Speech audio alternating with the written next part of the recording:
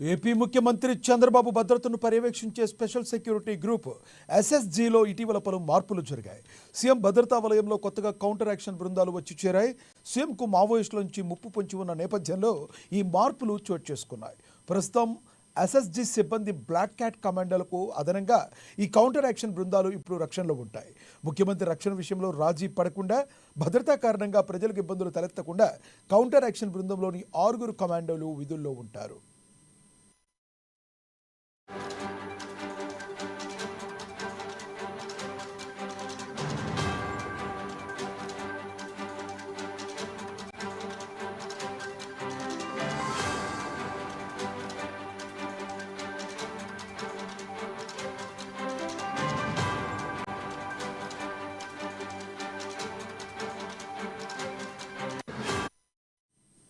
సాధారణంగా ముఖ్యమంత్రి చంద్రబాబుకు 3 అంచెల భద్రత ఉంటుంది. తొలి వలయంలో ఎన్ఎస్జీ, రెండో వలయంలో ఎస్ఎస్జీ, అలాగే వివిధ చోట్ల పర్యటనలకు వెళ్ళినప్పుడు అక్కడ పోలీసు యూనిట్లకు చెందిన సాయుధ బలగాలు మూడో వలయంగా ఉంటాయి. వీరందరితో పాటు ముఖ్యమంత్రికి కొద్ది దూరంలో నిత్యం వెన్నంటి 6 కౌంటర్ యాక్షన్ కమాండోలు సైతం ఉంటారు. ఏదైనా ఆపద సమయంలో మొదటి, రెండో వలయంలోని సిబ్బంది సీఎంను రక్షించి సురక్షిత ప్రాంతానికి తరలిస్తే అక్కడ కౌంటర్ యాక్షన్ టీం బయట నుంచి దాడి చేసే వారిని సమర్థంగా ఎదుర్కోవడంపై దృష్టి పెడుతుంది.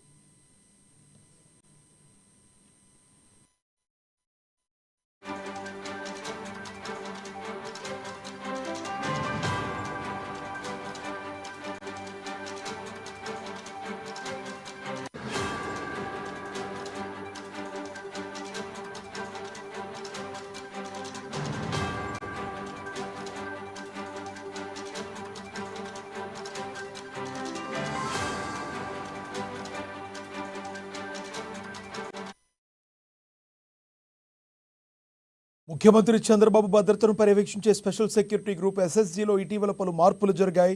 సీఎం భద్రతా వలయంలో కొత్తగా కౌంటర్ యాక్షన్ బృందాలు వచ్చి చేరాయి. సీఎంకు మావోయిస్టుల నుంచి ముప్పు ఉన్న నేపథ్యంలో ఈ మార్పులు చోటు చేసుకున్నాయి. ఇక ఇదే విషయానికి సంబంధించి మరింత సమాచారాన్ని మా కడప ప్రతినిధి నాగరాజు అందిస్తారు.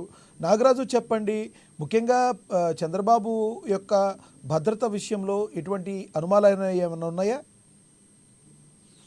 లక్ష్మణ్, ఏపీ సీఎం చంద్రబాబు నాయుడు భద్రతకు సంబంధించి కూడా ప్రభుత్వం అయితే కీలక మార్పులు చేసింది. ఇటీవల చోటు చేసుకుంటున్న పరిణామాల నేపథ్యంలో చంద్రబాబు భద్రతను పర్యవేక్షించి కూడా స్పెషల్ సెక్యూరిటీ కూడా ఆయనకు కల్పించేందుకు కూడా ఇక్కడ రంగం అయితే సిద్ధం చేసింది. వాస్తవంగా అయితే ఇప్పటి వరకు ఉన్న భద్రతతో పాటు మొత్తానికైతే సీఎంకు సంబంధించి కూడా 3 అంచెల భద్రతా వ్యవస్థను కూడా కల్పించాలని చెప్పేసి కూడా అధికార యంత్రాంగం కూడా సిద్ధమైతే ప్రతిపాదనలు అయితే చేసింది. మొత్తానికైతే తొలి వలయంలో ఈ ఎన్ఎస్జి, తర్వాత రెండో వలయంగా కూడా ఎస్ఎస్జి, ఇలా 2 విభాగాల అనంతరం విభాగాలను కూడా ఇక్కడ ఏర్పాటు చేసింది. మొత్తానికైతే ఈ 2 వలయాలతో పాటు మరొక వలయం అయినా కూడా ఇక్కడ లోకల్ గా ఉండే స్థానిక పోలీసులతో పాటు సాయుధ బలగాలు 3వ వలయంగా కూడా ఇక్కడ ఏర్పాటు చేయనున్నారు. వీరందరితో పాటు ముఖ్యమంత్రికి కొద్ది దూరంలోనే నిత్యం వెన్నంటి ఉండే 6 కౌంటర్ యాక్షన్ కమాండోలు కూడా సైతం ఇక్కడ ఇప్పుడు కొత్తగా తీసుకొచ్చిన మార్పులో భాగంగా ఈ కమాండోలను, కౌంటర్ యాక్షన్ కమాండోల భద్రతను కూడా ఏర్పాటు చేసేందుకు కూడా ఇక్కడ ఉన్న భద్రతా సిబ్బంది కూడా ఇక్కడ కొత్తగా కూడా ఇక్కడ ఏర్పాట్లు అయితే చేస్తున్నారు.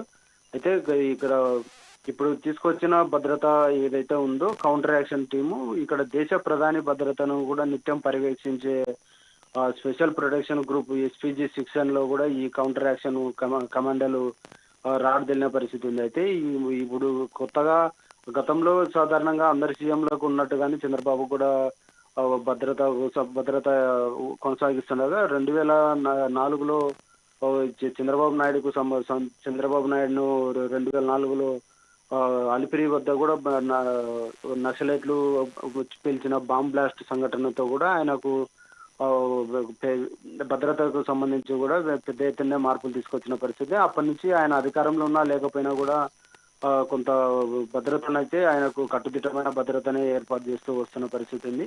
అయితే గత ప్రభుత్వ హయాంలో మాత్రం ఆయన ఈ భద్రత వల్ల కొంత తనకు ఇబ్బంది అవుతుంది, జనాలకు వెళ్లేందుకు కూడా కొంత ఇబ్బంది లేదు అని చెప్పేసి కూడా కొంత అభ్యంతరాలు వ్యక్తం చేసినప్పటికీ ఆయనకున్న పరిస్థితుల నేపథ్యంలో ఇక్కడ భద్రత అనేది గతంలో అధికారంలో ఉన్నా లేకపోయినా ఆయనకైతే భద్రతను అయితే కట్టుదిట్టమైన కేంద్ర బలగాలతో కూడా భద్రతను అయితే కట్టుదిట్టంగా ఏర్పాటు చేసిన పరిస్థితి ఉంది. అయితే ఇప్పుడు కొత్తగా చోటు చేసుకున్న పరిణామాల నేపథ్యంలో ఇప్పుడు మూడంచెల వ్యవస్థను కూడా ఏర్పాటు చేయడము, తర్వాత కౌంటర్ యాక్షన్ కమాండోలను ఏర్పాటు చేయడం కూడా కొంత ప్రాధాన్యత అయితే సంతరించుకుంది లక్ష్మీనాథ్.